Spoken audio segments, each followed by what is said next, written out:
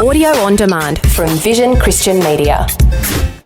Jesus said, "If you hold to my teachings, you are really my disciples. Then you will know the truth, and the truth will set you free." Researchers tell us that at least 15% of Australians will experience a major depression at some point in life. No one is immune, including Christians. Spiritual giants like John Bunyan, Martin Luther and Charles Spurgeon all battled with depression. When Dr. Martin Lloyd-Jones released his book, Spiritual Depression, it shot to number 1 in the list of Christian best-selling books. That should tell us something of the degree to which Christians grapple with depression. How do people cope with depression? Many try to deal with it by turning to drugs or alcohol, which only compounds the problem. In extreme circumstances, some see suicide as the only way to cope. In such cases, suicide is not really an attempt to end life, but to escape the pain. Negative emotions are a warning that something is wrong. Emotions are mainly a product of our thoughts. To tell people to stop feeling the way they do is not only unhelpful, it's condemning. But helping them to change the way they think may help them to change the way they feel. Millions have discovered that the truth really can set us free.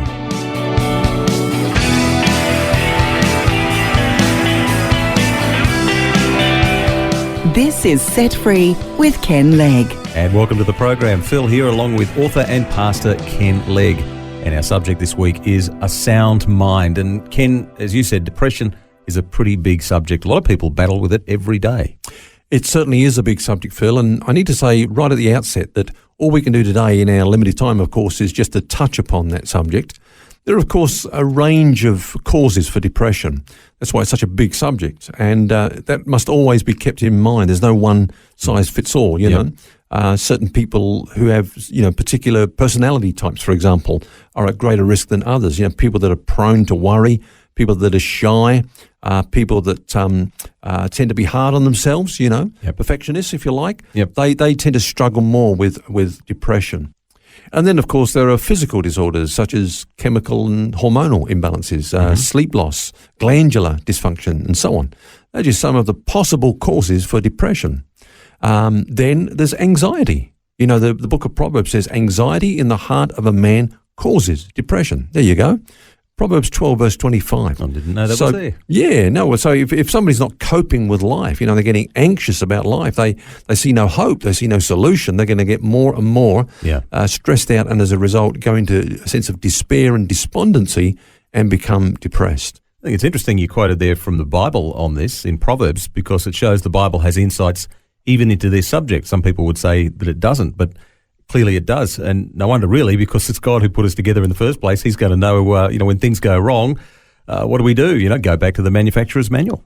Yeah, and in fact, what I want us to do today in our program is just to take one example of someone that was going through depression, suffered a depressive episode, if you like, and that person was Elijah. Now, if you look at 1 Kings chapter 18, you see Elijah as, the champion at the height of his ministry. He'd just taken on the prophets of Baal, all 450 of them in one, just call down fire from heaven, just outrun Ahab in his chariot.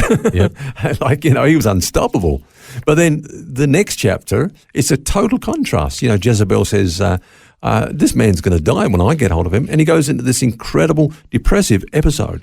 And what that shows us, as James says, Elijah was a man with a nature like ours. We sometimes put these people on a pedestal and think that they're different to us, not even human, but he went through what we go through. Now, let's have a look at the kind of things that really tended towards making him depressed. The first thing is that he was very much a person who lived in isolation. You don't see him hanging out with a lot of people. In fact, when that happened, he took off and he left his servant behind. I mean, the very few times that we see him with a servant or with, an assistant, then he clears off and leaves him back in some place called Beersheba and just takes off on his own.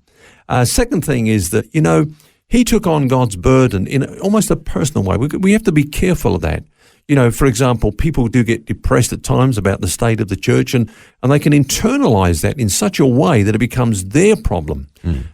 We take these burdens on behalf of God, but only God is able to really handle the full weight of those things. I think another thing with Elijah is the incredible swing. He had this public success, and that always makes us vulnerable, Phil, I feel.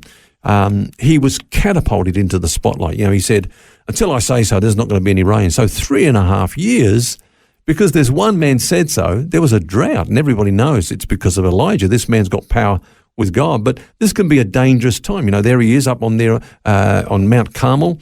He takes on all the prophets of Baal, calls down fire from heaven. This guy's becoming a superstar, and more the focus of all the people is upon him. Then, as I say, when he opens up heaven, the rains begin to fall. He takes off, and Ahab takes off. He outruns King Ahab, who's in his chariot.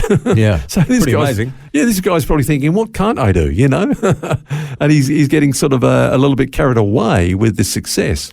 But then, of course, comes this anticlimax, and that's where things go wrong, when, nothing seems to have changed, because Jezebel says, well, we're not turning back to God. In fact, we're coming after Elijah and we'll kill him. So then he gets perplexed. He thinks this is how it's all going to pan out. It doesn't work out the way he thought. So he takes off and he says these words, Phil. He says, it's enough. Now, who hasn't said, I've had enough? Enough is enough, I alone am left. There's nobody else that's standing up for God. I've done my best. No, it hasn't worked, so Lord, take my life. There's no point in going on. But that certainly wasn't the case, though, was it? There were 7,000, was it? Yeah, well, that's right. And he had a lot to learn. An interesting thing there, I think, is if those 7,000 had been around him and encouraging him or visible to him, that's a whole other thing, Yeah. Maybe he wouldn't have gone down that path. What can you do, though, for someone, if you know someone who's that low? He was pretty low at that point, perhaps even suicidal, looking at the prayer that he prayed. Yeah. What did God do? Well, let's look at what God did. I mean, he ran out of gas, but he didn't run out of grace. Thank God for that. In fact, grace is magnified. I mean, you think about Elijah's ministry. When he was obedient in a time of famine, God sent ravens to feed him, okay? Little tidbits on a daily basis, little bits of meat and so on, and, he's sustained. When he's disobedient, God sends angels to feed him, angel cake. So that's the grace of God. He pours out his blessing on people that are running away. Look at the disciples. When they threw it all in, they said, we're going back to the nets and the fishes.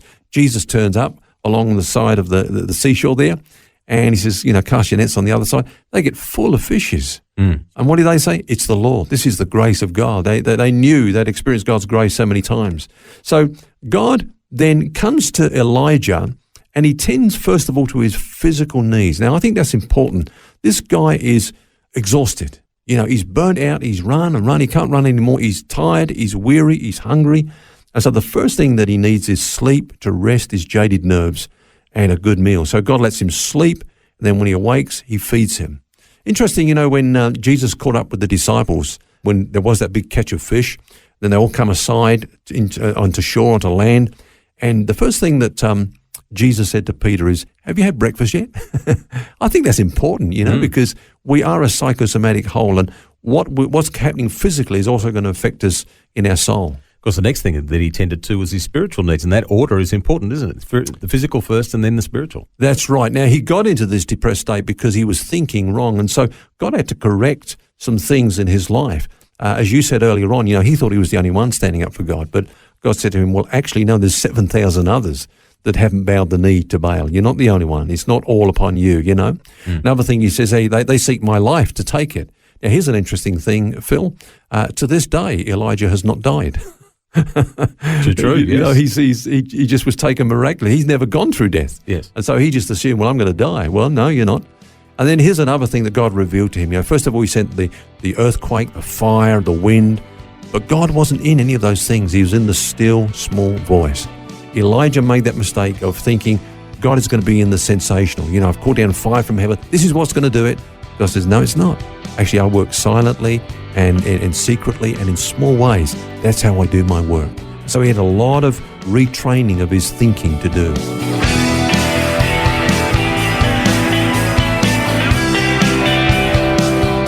Some practical help this week on A Sound Mind.